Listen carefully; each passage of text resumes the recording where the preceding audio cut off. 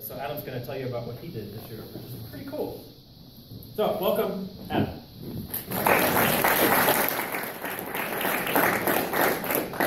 Hi, I did my senior research on subsurface resistivity at the ASU Greenway. So here is our study site.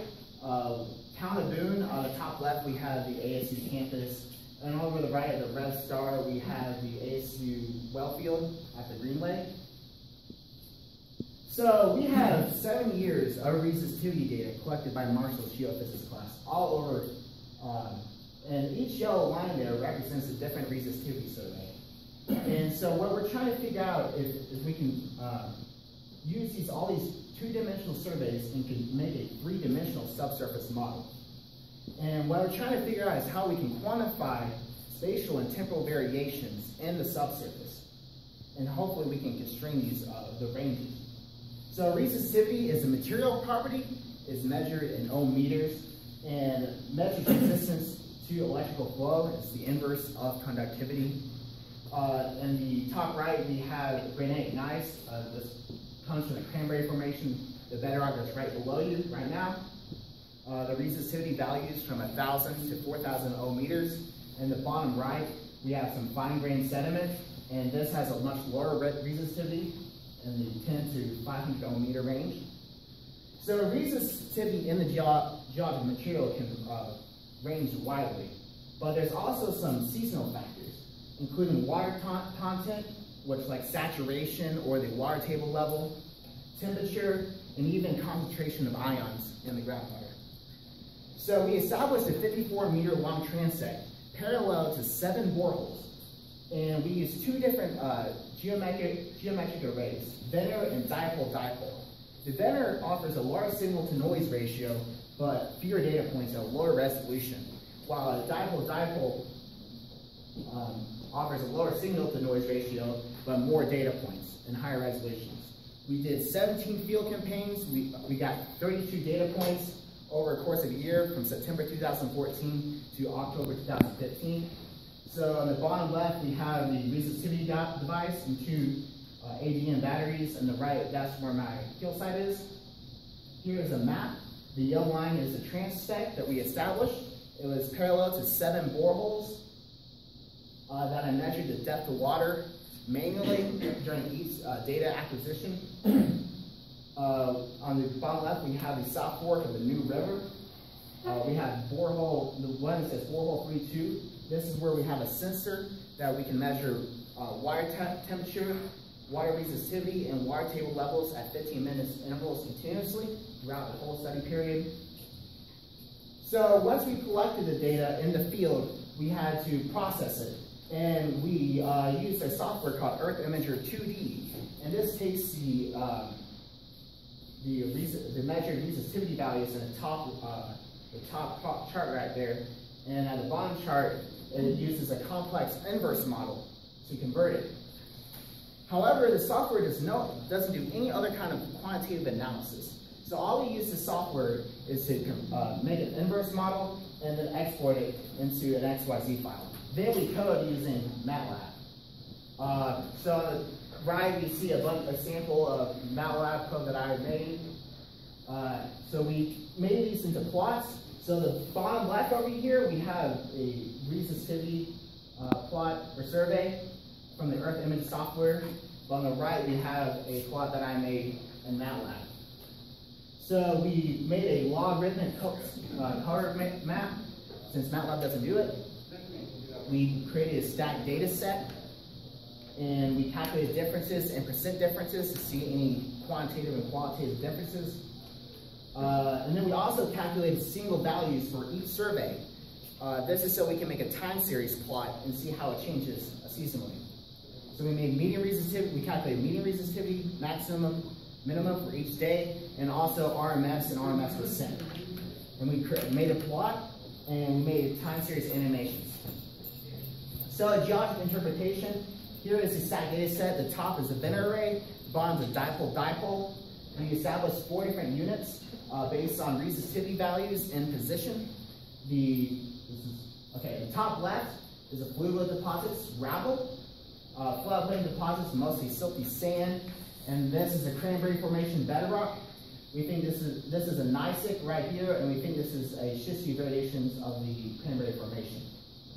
And they don't change that much between the venter and dipole. So here's an example of two different rays. These are both dipole. On top we have May 28th, and the bottom October 19th. The difference is October 19th has a water table level about 20 to 30 centimeters higher than the one on top. And as you see around this gravel fluvial deposit, that there's a much more greater area and lower resistivity, and the scales are the same right here. So we have depth right here, horizontal distance, and resistivity rather right here. And the black line right here represents the water table. So, I stated before, we calculated percent difference. At the top, we have a stacked data set. Middle, we have a survey. And at the bottom, we have percent difference. And we use this to determine quantitative changes in the subsurface. So, here is a cool animation of all the days we collected. And as you can see, the qualitative subsurface does not change that much. The patterns remain most of the same, except from August 12th to September 23rd. These, for some reason, have a much variation. We think that there's a lot of fine-grained sediments that were deposited during a flooding event, and because we saw an unusually low contact resistance. And so also percent difference is, there's no consistent, variation in the percent difference. So we did the same thing for dipole. And again, patterns remain relatively consistent. Same thing for percent difference. It scattered and it's not really consistent for the most part. So right here we have a water temperature versus medium resistivity value. So we calculated medium resistivity. Each point right here is a different day survey.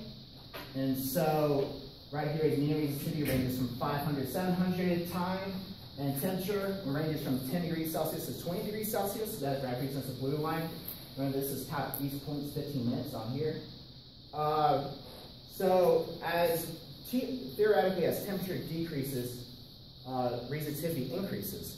So we can see that right here, that as there's higher medium resistivity values, temperature goes down over here. We also see water resistivity variations. So remember, this is water resistivity, and the black is subsurface resistivity that we measured and calculated. So water resistivity ranges from 20 to 100 ohms meter. But it doesn't seem to have any factor in the subsurface resistivity. We also measured the water table, and this is from the sensor nearby at 15-minute intervals. So we don't see any seasonal variations. Yeah, we do have some flash flood events that happen a few times a year. These spikes right here represents a flooding event. But as you can see before, that even with higher water table, that the resistivity lowers, so we need to measure the day of measure the water table the day of the survey versus relying on seasonal variations. So, are subsurface patterns stable with time? We believe so, or it is. They are stable with time, and surveys are conducted during if surveys are conducted during normal water conditions. There are some quantitative resistivity changes. I stated before, medium resistivity increases, decreases with temperature, and then higher water table decreases resistivity. So we do think that we can create a 3D model. We can take into consideration temperature and resistivity, at a day-to-day level. So, I'd like to thank these people. They helped me collect the data, and it's a pain in the butt to do it by yourself.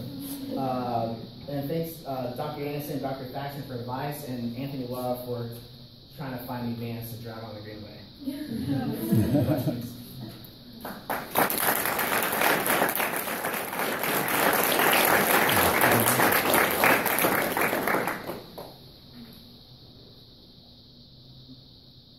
What exactly do you mean by contact resistivity? Whenever you have that. It's contact resistance. Contact resistance. So it's the resistance between the metal spike in the ground and the resistance on the surface. So if you have a lot of fine grains, the electricity current is going to travel a lot better than if you have coarser sediments.